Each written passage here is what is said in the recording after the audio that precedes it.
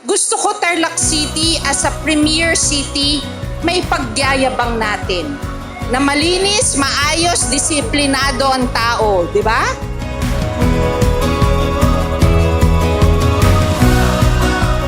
Ang hangarin ko kasi, di ba, maturuan, maging natural sa atin na panatiling malinis ang kapaligiran.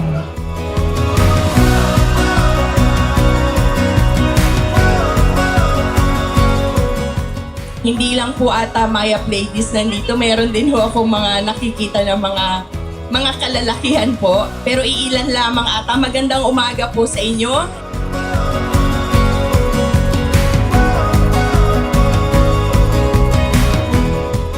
Inumpisa ko yung palit plastic para nga mabawasan yung dinadala sa landfill. Hindi natutunaw yan.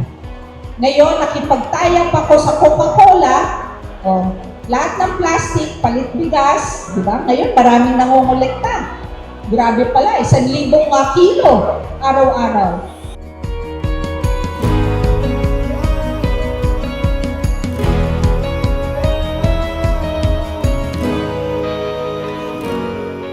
Kayo sa bahay, mga nanay, nagluluto araw-araw.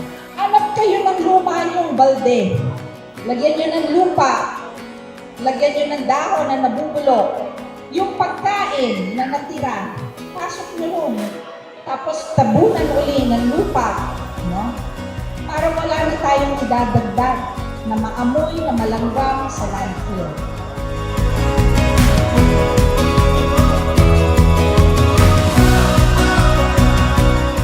Ang gusto ko lang, masaya at mayap sa Tarlac.